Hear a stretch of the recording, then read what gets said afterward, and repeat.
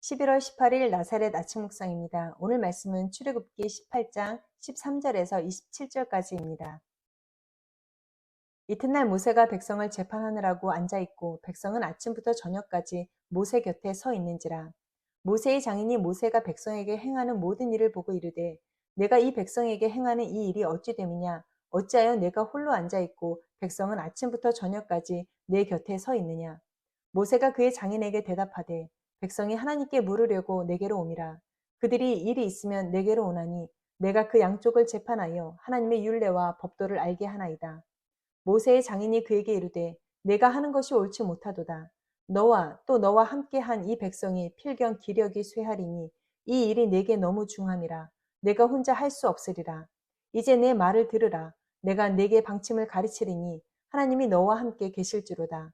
너는 하나님 앞에서 그 백성을 위하여 그 사건들을 하나님께 가져오며 그들에게 율례와 법도를 가르쳐서 마땅히 갈 길과 할 일을 그들에게 보이고 너는 또 온 백성 가운데서 능력 있는 사람들 곧 하나님을 두려워하며 진실하며 불의한 이익을 미워하는 자를 살펴서 백성 위에 세워 천부장과 백부장과 오십부장과 십부장을 삼아 그들이 때를 따라 백성을 재판하게 하라.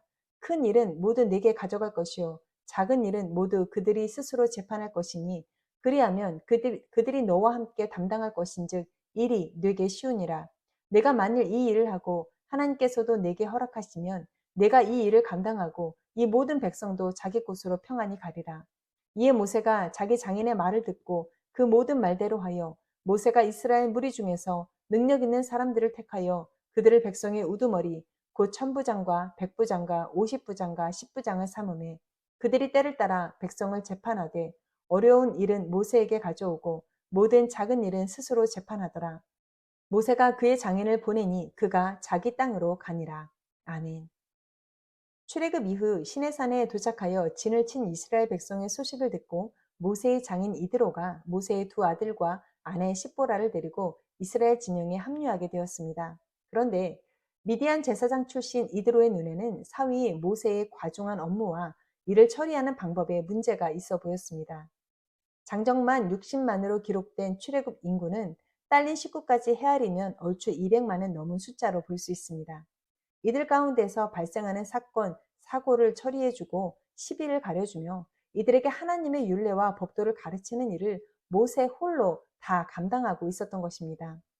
모세도 모세이지만 한 사람에게 재판을 받기 위해 또 하나님의 뜻을 묻고 하나님의 뜻을 듣기 위해서 아침부터 나와 종일 줄을 서서 기다리고 있는 백성들의 일상도 매우 위태로워 보였습니다.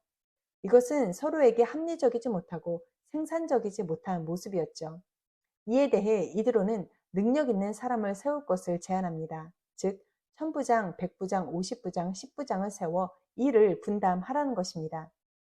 광야의 첫 행정 체제가 등장하는 장면입니다. 이는 후에 군사 체제로 전환이 되어 1000명, 100명, 50명, 10명의 병사를 거느린 지휘관으로 운용이 되기도 하였습니다. 이드로는 능력 있는 사람을 세우되 불의한 재판으로 인해 억울한 일을 당하는 사람이 한 사람도 생겨나지 않도록 먼저는 하나님을 두려워할 줄 아는 사람, 그리고 진실하며 불의한 이익을 미워하는 자로 조건을 걸었습니다. 이렇게 광야의 첫 행정 조직은 만들어졌고 성공적으로 운영이 되었습니다. 그리고 모세뿐만이 아니라 백성들의 짐도 훨씬 가벼워졌습니다.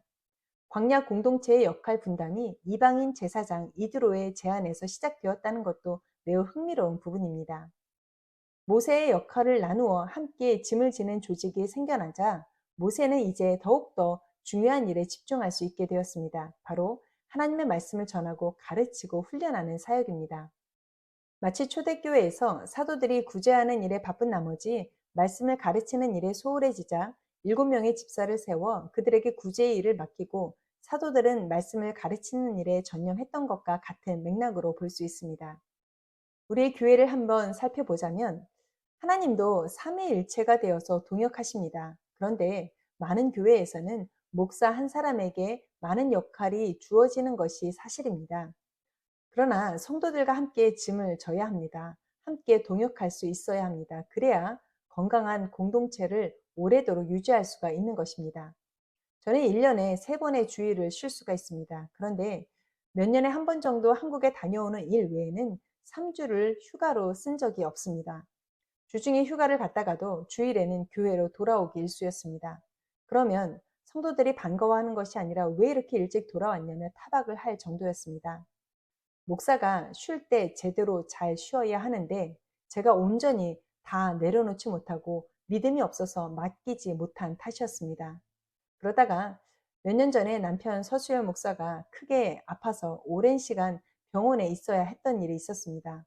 그때 비로소 저희는 강제로 휴가를 당해야만 했습니다. 그런데 저희가 없는 주일에 성도들께서는 얼마나 저희의 일을 맡아서 잘 해주었는지 모릅니다. 오히려 저희보다 더 깔끔하게 일을 감당해 주었습니다. 성도님들께서는 목사로 하여금 진작에 짐을 나누지 못한 것을 후회하도록 만들어 주었습니다. 그때부터 저희는 주보 만들기, 파워포인트, 주소록을 업데이트하거나 경조사 카드를 발송하는 이러한 행정 관련된 일에서 완전히 배제가 되었습니다. 그리고 지금까지 손도 못 대고 있습니다. 대신 저희 부부는 성도들 한 사람 한 사람의 이름을 부르며 그 이름 하나라도 놓치지 않으려 붙잡고 기도하고 있습니다. 말씀 준비와 성경 공부에 더 많은 시간을 할애하며 영혼을 돌보는 일에 더욱 집중하고 있습니다. 하나님께서 목사가 쉬지 않으니 병원에 눕혀서라도 쉼을 주셨습니다. 그리고 성도들을 귀한 복음의 도구로 사용하셔서 그들을 훈련시키시고 성장시켜 주셨습니다. 그래서 지금은 저희가 없더라도 교회가 돌아갈 수 있는 시스템이 되었습니다. 말씀 속에서 이드로는 모세에게 역할 분담을 제안하며 이렇게 힘을 실어주었습니다. 19절인데요. 하나님이 너와 함께 계실지로다. 하나님이 함께 하시니 충분히 짐을 나누어도 된다는 것이죠. 하나님이 책임져 주실 것이니 너 아니면 안 된다는 생각도 내려놓으라는 것입니다. 우리의 주변을 돌아보면 분명히 나와 함께 짐을 져줄 사람이 기다리고 있습니다.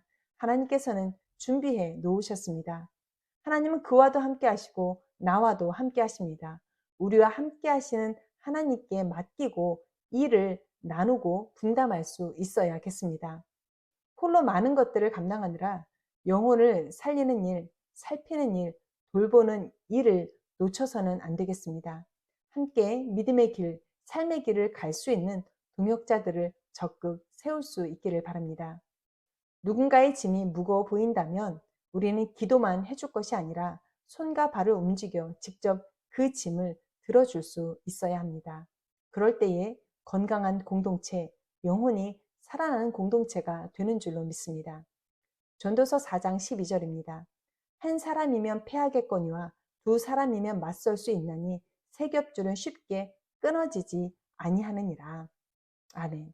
기도하겠습니다. 하나님, 목사는 믿음으로 사역을 나누어 맡기게 하시고 성도들은 섬기는 마음으로 목사의 짐을 함께 져주게 하여 주옵소서. 그로 인하여 건강한 공동체, 더욱더 많은 영혼들이 살아나는 우리의 공동체가 되게 하여 주옵소서. 감사드리며 거룩하신 예수님의 이름으로 기도합니다. 아멘.